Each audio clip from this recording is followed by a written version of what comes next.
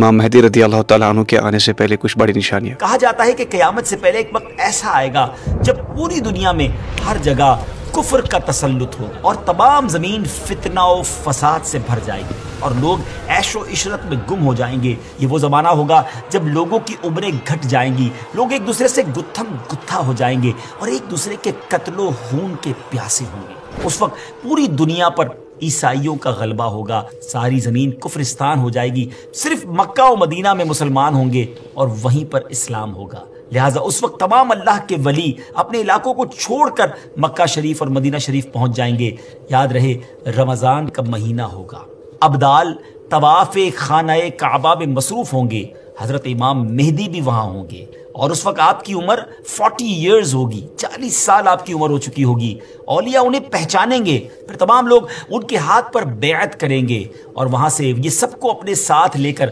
ملک شام کی طرف چلے جائیں گے۔ امام مہدی کے آنے کا ذکر ایک دو حدیثوں میں نہیں بلکہ 200 سے لے کر 250 احادیث اور اقوال تابعین میں ملتا ہے۔ ام المومنین حضرت ام سلمہ رضی اللہ تعالیٰ عنہ روایت کرتی ہیں کہ میں نے رسول اللہ صلی اللہ تعالیٰ علیہ وسلم کو یہ فرماتے ہوئے سنا کہ آپ علیہ الصلوۃ والسلام نے فرمایا مہدی حق ہے، اور مزید آپ علیہ الصلوۃ والسلام نے فرمایا امام مہدی سیدہ فاطمہ الزہرا رضی اللہ تعالیٰ عنہا کی اولاد سے ہوں گے۔ بہت ہی اہم بات یہ ہے کہ مہدی آپ کا نام نہیں ہے بلکہ آپ کا لقب ہے۔ ان کی کچھ اور صفتیں بیان کرتے ہوئے اللہ عز و جل کے آخری نبی صلی اللہ تعالیٰ علیہ وسلم نے ارشاد فرمایا مہدی میری نسل سے ہوں گے، ان کی ناک پتلی اور بلند ہوگی اور پیشانی روشن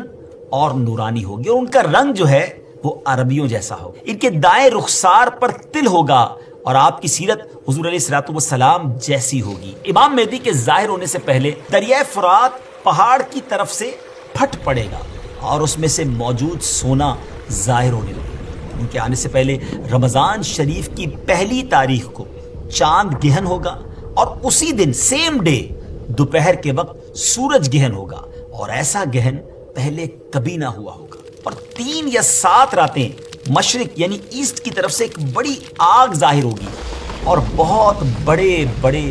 زلزلے ارتھ کویک بھی آئیں گے۔ امام مہدی کے آنے سے پہلے قسطنطنیہ شہر، جی ہاں جس کو آج ہم استنبول کہتے ہیں، ایک بار پھر غیر مسلموں کے ہاتھ میں چلا جائے گا۔ تو جب مکہ پاک میں تمام لوگ امام مہدی کے ہاتھ پر بیعت کر لیں گے تو پھر وہ وقت آئے گا کہ ایک بار پھر قسطنطنیہ، ایک بار پھر استنبول جو ہے مسلمانوں کو مل جائے گا۔ اور ابھی یہ معاملہ چل ہی رہا ہوگا کہ اتنے میں شور مچ جائے گا، آواز آئے گی کہ دجال آ گیا، دجال آ گیا، اور پھر امام مہدی یہ سن کر سب لوگوں کو لے کر ملک شام چلے جائیں گے۔ لیکن جب وہ وہاں پہنچیں گے تو پتہ چلے گا کہ یہ آواز شیطان کی تھی اور اس نے جھوٹ بولا تھا۔ لیکن امام مہدی کے شام پہنچنے کے بعد واقعی پھر دجال نکل آئے گا اور پھر امام مہدی اپنے لشکر کو لے کر وہیں محصور ہو جائیں گے اور اتنے میں دجال پوری دنیا گھوم لے گا۔ رسول اللہ صلی اللہ علیہ وسلم نے فرمایا کہ دین کے کمزور ہو جانے کی حالت میں دجال نکلے گا، اور دجال سے متعلق تفصیلات بیان کرنے کے بعد آپ علیہ الصلوۃ والسلام نے فرمایا اس کے بعد عیسیٰ بن مریم علیہ الصلوۃ والسلام